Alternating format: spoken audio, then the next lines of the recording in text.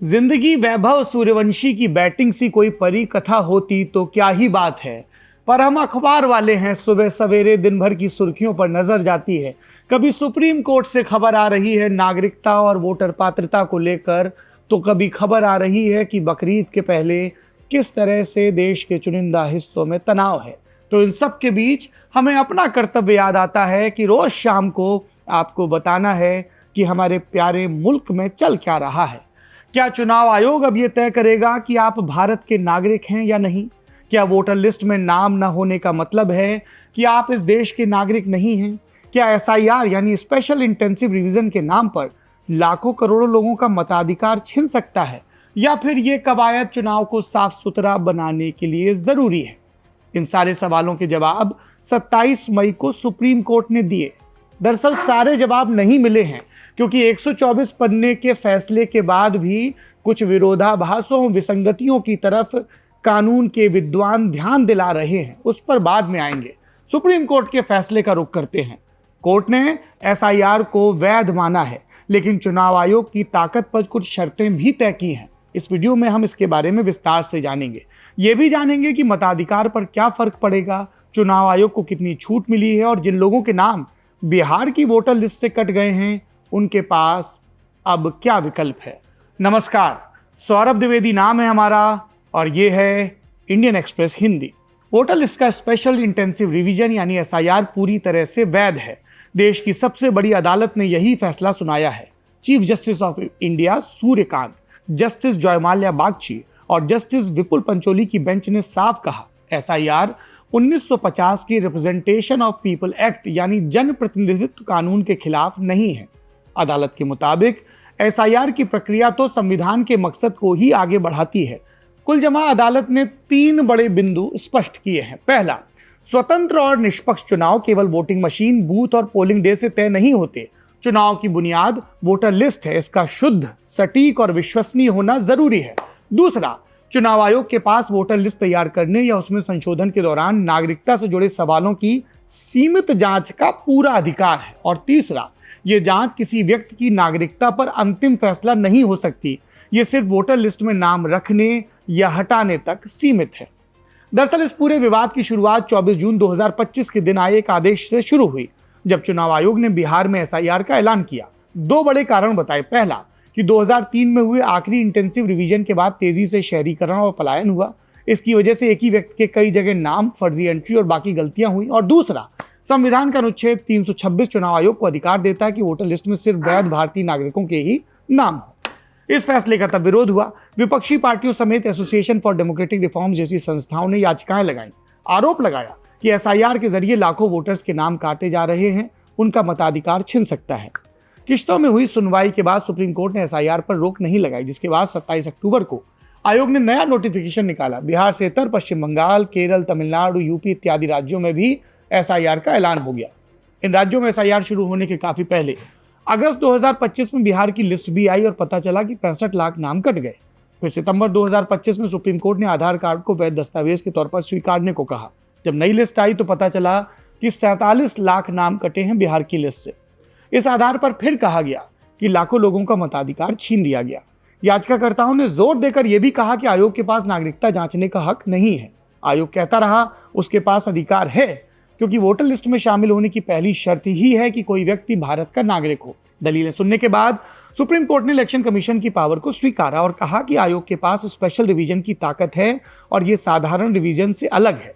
साधारण रिवीजन नियमित तौर पर होता है, स्पेशल रिवीजन विशेष परिस्थितियों में किया जा सकता है, बशर्ते आयोग कानून की सीमाओं में रहे। अदालत ने यह भी कहा कि सिर्फ इसलिए एसआईआर को अवैध नहीं कहा जा सकता क्योंकि इसकी प्रक्रिया साधारण रिवीजन से अलग है।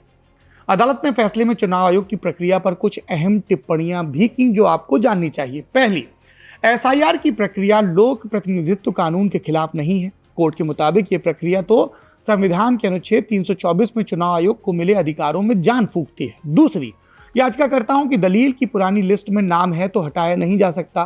कोर्ट ने इसे खारिज कर दिया। साफ कहा, पुरानी लिस्ट में नाम होने का मतलब ये नहीं कि आयोग उसका दोबारा रीवेरिफिकेशन नहीं कर सकता। और तीसरी बात, नागरिकता साबित करने के लिए जो दस्तावेज मांगे गए हैं, कोर्ट ने उन्हें मनमाना नहीं माना। अदालत ने कहा, आयोग ने दस्तावेजों की सूची बढ़ाई है, घटाई नहीं। और चौथी बात, 40 साल बाद ऐसा गहन संशोधन हो रहा है, इसलिए कोर्ट ने साफ किया कि इस पूरी प्रक्रिया में पर्याप्त सुरक्षा उपाय मौजूद हैं, यानी नोटिस देना, आपत्तियों पर सुनवाई और अपील का अधिकार। इसलिए ये मनमानी या गैर जरूरी कार्रवाई नहीं है।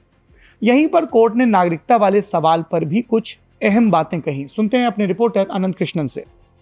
अगर इलेक्शन कमीशन कहेगा कि एक वोटर सिटीजन नहीं है, तो यह है कि वो उसकी इफेक्ट ये है कि कॉन्सिक्वेंस ये है कि वो इलेक्टोरल रोल से बाहर जाएगा, पर इसका यह मतलब नहीं है कि वो सिटीजन नहीं होगा। सिटीजन और कोई कॉन्सिक्वेंस नहीं होगा। पर सुप्रीम कोर्ट ने यह भी कहा है कि जिन जिन के नाम आप बाहर रख रहे हो उनको आपको कंसर्न अथॉरिटी के पास, सेंट्रल गवर्नमेंट के कंसर्न अथॉरिटी के पास इनके नाम भेजने पड़ेंगे, ताकि वो फाइनल डिसीजन ले सके कि इनका सिटीजनशिप असली है कि नहीं। सुप्रीम कोर्ट का कहना है कि नागरिकता का फैसला कॉम्पिटेंट अथॉरिटी करेगी, यानी 1955 के नागरिकता कानून के तहत केंद्र सरकार। और यहीं पर कोर्ट ने एक बार फिर से बिहार एसआईआर का जिक्र किया और कहा कि जिन लोगों के नाम 2003 वाली लिस्ट से इस आधार पर हटाए कि वो नागरिक नहीं है, उनके मामलों को 4 हफ्तों के भीतर कॉम्पिटेंट अथॉरिटी के पास भेजा जाए, सक्षम जगहों पर। अदालत का कहना है कि इन लोगों को सुनवाई का मौका मिले और आखिरी फैसला अगले संसदीय या फिर विधानसभा चुनाव से पहले हो। अगर ये सामने आता है कि वोटर लिस्ट से हटाया गया व्यक्ति नागरिक है, तो नाम फिर से जोड़ना होगा। एक और जरूरी बात कही, अगर बिहार में रहने वाले किसी व्यक्ति का नाम गलती से एब्सेंट, डेड या डुप्लीकेट बताकर हटाया गया है, तो वो चुनाव आयोग के फैसले को अदालत में चुनौती दे सकता है। फैसला आने के बाद प्रतिक्रियाओं की बाढ़ आई। पहले राजनीतिक, केंद्र सरकार और बीजेपी नेताओं ने स्वागत किया और विपक्ष ने चिंताएं जताई। हम इसके हक में हैं कि बिल्कुल 100% किसी विदेशी का नाम वोटर लिस्ट में नहीं होना चाहिए, किसी घुसपैठिया का नाम वोटर लिस्ट में नहीं होना चाहिए। अब जब आप डेमोग्राफी चेंज करने के लिए घुसपैठिया बताते हो, तो डेमोग्राफी चेंज करने के लिए बताइए, आप 12 साल में आप ढूंढ नहीं पाए, अब तो आपकी बंगाल में भी सरकार आ गई, तो बंगाल में से बताइए कितने करोड़ लोग आप निकाले आपने। इलेक्शन कमीशन को कितनी गालियां दी गई हैं पिछले 6 महीने में। बिक गया है, दलाल है, फलाना है, ढिमकाना है, नागरिकों के नाम काट दिए। अरे घुसपैठियों को नागरिक बना रहे हो, इस देश की संप्रभुता के साथ आप मजाक कर रहे हैं। आज सुप्रीम कोर्ट ने जवाब दिया और इनको करारा जवाब मिला है। ये जरूरी था। एसआईआर पे जितने ही लोग भ्रम फैला रहे थे देश की जनता के सामने, आज सुप्रीम कोर्ट सामने आया कि उन सबों भ्रमों को उसने क्लियर किया। हमने इस फैसले की गहराई को और समझने के लिए बात की संविधान के मामलों के एक्सपर्ट और चाणक्य नेशनल लॉ यूनिवर्सिटी के vice chancellor professor Faizan Mustafa से। देखिए, ये जो पूरा जजमेंट है ये कानून के हिसाब से पूरी तरह सही है। ये ब्लैक लेटर लॉ पे अगर आप जाएं तो ये बिल्कुल सही जजमेंट है। लेकिन जजमेंट ने जो ग्राउंड रियलिटीज हैं कि कितने लोगों के पास वो डॉक्यूमेंट थे 11, वो बाकायदा फिगर सुप्रीम कोर्ट के सामने सबमिट की गई थी, उनका कोई जिक्र जजमेंट में नहीं है। जो अर्बन एरियाज में लोग रहते हैं उनके लिए उन डॉक्यूमेंट्स का सबमिट करना आसान है।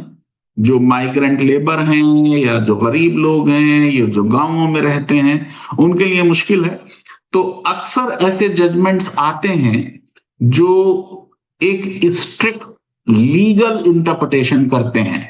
तो उन्होंने संविधान का इंटरप्रिटेशन किया और उन्होंने ये कहा, बल्कि एक स्टेज पर वो कहते हैं कि इलेक्शन कमीशन की जो पावर्स हैं वो संसद से भी ज्यादा हो जाएंगी अगर संसद ने उस चीज पर कोई कानून नहीं बनाया है। लेकिन दूसरी जगह पे उन्होंने कहा है कि चुनाव आयोग जो कि इस मामले में जिसकी प्लेनरी पावर है, उससे ये एक्सपेक्टेड किया जाता है कि संसद के बनाए कानून के विरुद्ध ना जाए। इस फैसले के बाद चुनाव आयोग की शक्तियों को लेकर भी नए सिरे से बहस हो रही है और कोर्ट के इस फैसले की विरोधाभासों पर भी विद्वान ध्यान दिला रहे हैं। ऐसे ही एक विद्वान हैं पूर्व चुनाव आयुक्त अशोक लवासा। उनकी दलीलें सुनते हैं। निर्वाचन आयोग हमेशा से नागरिक की तरफ, इलेक्टर्स की तरफ एक बहुत संवेदनशील और दोस्ताना रुख अपनाता था। तो इस जजमेंट से ये नहीं हुआ कि सुप्रीम के इलेक्शन कमीशन का रुख जो एसआईआर के तहत अपनाया गया है उसमें और कोई ऐसा सुधार होना चाहिए जिससे और इंक्लूसिव और फ्रेंडली हो। बल्कि जो उन्होंने जिस तरह से किया उसी को सही ठहराया गया। अब मेरा जो आइंदा के लिए दिमाग में ये सवाल है कि क्या इलेक्शन कमीशन, जो अब तक 13 स्टेट्स के अंदर एसआईआर हो चुका, उसके अंदर जो भी लोगों को तकलीफ हुई वो उनका एनालिसिस करके और उनका निदान करके और अपनी प्रक्रिया में सुधार करेगा, या क्योंकि सुप्रीम कोर्ट ने कह दिया कि जो आपने किया वो ठीक है, तो वो उसी डर्रे पर चलता रहेगा। क्या सुप्रीम कोर्ट के इस फैसले के बाद कुछ मामलों पर कंफ्यूजन बढ़ सकता है? विस्तार से बता रही हैं हमारी reporter Apoorva Vishwanathan. Supreme Court के फाइनल कंक्लूजन्स आप देखेंगे तो उसमें तो कोर्ट ये भी कहता है कि ईसी को 4 हफ्ते में जो डिलीशंस है, जो डिलीट हुए हैं इस रीज़न की वजह से कि उनका सिटीजनशिप डाउटफुल है, इन सारे केसेस को कॉम्पिटेंट अथॉरिटी के पास भेजना चाहिए। अब ये कॉम्पिटेंट अथॉरिटी एक कॉम्बिनेशन ऑफ सिटीजनशिप एक्ट और हमारा फॉरेन ट्राइब्यूनल्स के कॉम्बिनेशन में डिटरमाइन होगा। वहाँ पे ये फैसला होगा कि कौन सिटीजन होगा या नहीं होगा। तो एक तरीके से ये बन जाता है कि एसआईआर में voter deletion is in a way a first step towards determining citizenship, और ट्राइब्यूनल में ओनर्स होगा आप पे। जैसे अगर मैं लिस्ट से एक्सक्लूड हुई हूँ तो मुझे प्रूव करना है कि मैं सिटीजन हूँ, तो ओनर्स शिफ्ट होता है और मैं एविडेंस लीड करूँगी कि मैं सिटीजन हूँ और मुझे प्रूव करना पड़ेगा कि मैं सिटीजन हूँ। इस वीडियो में इतना ही। आप देखते रहिए इंडियन एक्सप्रेस हिंदी। यदि आपको ये वीडियो जानकारी परक, विश्लेषण परक लग रहे हैं तो साझा करें, अपनी राय से अवगत करवाएं, और जिस भी सोशल मीडिया प्लेटफॉर्म पर हमें देख रहे हैं साथ ज़रूर जुड़ें, सब्सक्राइब करें। ये आपके साथ का ही नतीजा है कि सिर्फ 2 हफ्तों में इंडियन एक्सप्रेस हिंदी को अपने वीडियोस के लिए, जो कि अभी हम ज़्यादा कर भी नहीं रहे हैं, 4 करोड़ से ज़्यादा व्यूज़ मिले हैं। बारंबार आपको, आपकी शक्ति को, आपकी सत्ता को प्रणाम और संकल्प का दोहराव कि हम करते रहेंगे वस्तुनिष्ठ ढंग से साहस की पत्रकारिता। आप देख रहे हैं इंडियन एक्सप्रेस हिंदी।